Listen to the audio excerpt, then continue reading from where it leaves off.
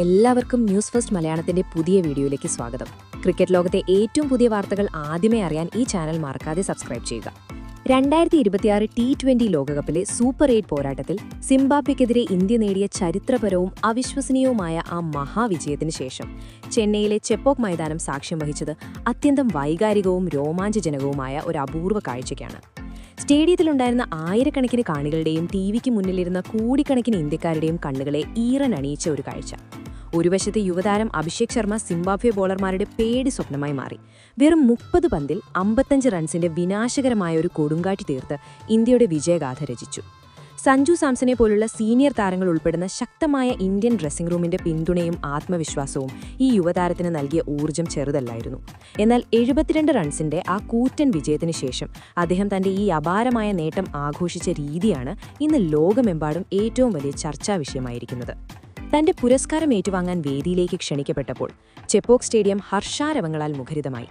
തിളങ്ങുന്ന ആ സ്വർണ്ണ ട്രോഫി ഏറ്റുവാങ്ങിയ ശേഷം അഭിഷേക് നേരെ ഓടിയത് ബൗണ്ടറി ലൈനിന് സമീപം നിന്നിരുന്ന തന്റെ മാർഗദർശിയും ഇന്ത്യൻ ക്രിക്കറ്റിലെ എക്കാലത്തെയും വലിയ മാച്ച് വിന്നറുമായ സാക്ഷാൽ യുവരാജ് സിംഗിന്റെ അടുത്തേക്കാണ്. ക്യാമറ കണ്ണുകളെയും ആവേശഭരിതരായ 10,000ങ്ങളെയും സാക്ഷിയാക്കി തനിക്ക് ലഭിച്ച ആ വിലപ്പെട്ട ട്രോഫി പവിത്രമായ മൈതാനത്തെ പുല്ലിൽ ആദരവോടെ താഴെ വെച്ച് അദ്ദേഹം തന്റെ ഗുരുവായ യുവരാജ് സിംഗിന്റെ പാദങ്ങളിൽ പൂർണ്ണമായും കുനിഞ്ഞു തൊട്ടു വണങ്ങി. ക്രിക്കറ്റ് ഇതിഹാസവും ബോളർമാരുടെ പേടി സ്വപ്നവുമായ സാക്ഷാൽ സിക്സർ കിങ് യുവരാജിനു പോലും ആ നിമിഷം തന്റെ വികാരങ്ങൾ നിയന്ത്രിക്കാനായില്ല. അദ്ദേഹത്തിന്റെ കണ്ണുകൾ സന്തോഷാശ്രുക്കളാൽ നിറഞ്ഞു തുളുമ്പി. അദ്ദേഹം പെട്ടെന്ന് തന്നെ പൂർണ്ണ വാത്സല്യത്തോടെ അഭിഷേകിനെ ചേർത്ത് പിടിച്ച് തന്റെ നെഞ്ചോട് ചേർത്ത് അനുഗ്രഹിച്ചു. തന്റെ പ്രിയ ശിഷ്യന്റെ കഠിനാധ്വാനവും പോരാട്ടവും ആ ദീർഘമായ ആലിംഗനത്തിൽ അദ്ദേഹം തിരിച്ചറിയുന്നുണ്ടായിരുന്നു. തുടർന്ന് പ്രസന്റേഷൻ സെറമണിയിൽ മൈക്കിനു മുന്നിലെത്തിയ അഭിഷേക് തൊണ്ടയിടറിക്കൊണ്ടു പറഞ്ഞ വാക്കുകൾ ഓരോ ഇന്ത്യക്കാരന്റെയും ഹൃദയത്തെ സ്പർശിച്ചു.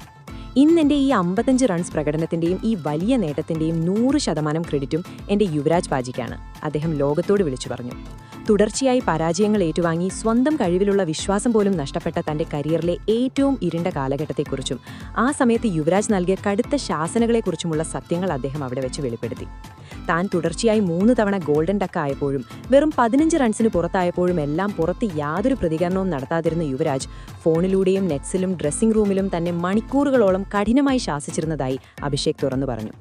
ആ വാക്കുകൾ കൈപ്പേറിയതായിരുന്നെങ്കിലും നീ സ്കോർ ബോർഡിൽ റൺസ് ചേർക്കാൻ മാത്രമല്ല ഇന്ത്യക്ക് വേണ്ടി മത്സരങ്ങൾ വിജയിപ്പിക്കുന്ന ഒരു മാച്ച് വിന്നർ ആകാനാണ് ജനിച്ചത് എന്ന യുവ്പാജിയുടെ ആ മുന്നറിയിപ്പാണ് പ്രതിസന്ധി ഘട്ടങ്ങളിൽ പിടിച്ചു നിൽക്കാനും സമ്മർദ്ദങ്ങളെ അതിജീവിച്ച് മാനസികമായി കരുത്തനാകാനും തന്നെ പഠിപ്പിച്ചത്.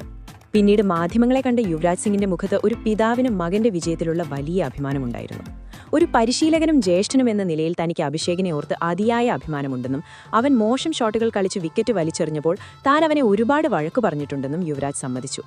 സിംബാബ്വെ ബോളർമാർക്കെതിരെ ഭയമില്ലാതെ മൈതാനത്തിന്റെ നാനാഭാഗത്തേക്കും സിക്സറുകൾ പറത്തുന്നത് കണ്ടപ്പോൾ തനിക്ക് തന്റെ പഴയ കാലം ഓർമ്മ വന്നെന്നും തന്റെ ആ ശാസനകൾക്കുള്ള കടം ഇന്ന് അവൻ വീട്ടിയിരിക്കുന്നുവെന്നും യുവരാജ് പറഞ്ഞു.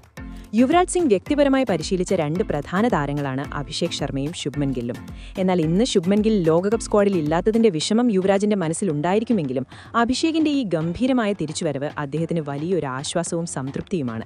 നായകൻ സൂര്യകുമാർ യാദവ് തന്നിൽ അർപ്പിച്ച വലിയ വിശ്വാസം കാത്തുസൂക്ഷിക്കാനും രാജ്യത്തിനു വേണ്ടി മികച്ച പ്രകടനം നടത്തി ലോകകപ്പിൽ ത്രിവർണ്ണ പതാക വാനോളം ഉയർത്താനുമുള്ള വലിയ ഉത്തരവാദിത്തം ഇപ്പോൾ അഭിഷേക് ശർമ്മയുടെ ചുമതലയിലാണ്. യുവരാജ് സിംഗിന്റെ പ്രിയ ശിഷ്യനായതുകൊണ്ട് അവനത് ഗംഭീരമായി തന്നെ നിറവേറ്റുമെന്ന് നമുക്ക് ഉറപ്പാണ്. ഇന്ത്യൻ ക്രിക്കറ്റിലെ ഈ പുതിയ തലമുറ എത്രമാത്രം ആക്രമണോത്സുകരാണെങ്കിലും സ്വന്തം സംസ്കാരവും ഗുരുക്കന്മാരോടുള്ള ആദരവും അവർ ഇന്നും നെഞ്ചോട് ചേർക്കുന്നുവെന്നതിന്റെ ഏറ്റവും വലിയ ഉദാഹരണമാണ് ഈ സംഭവം.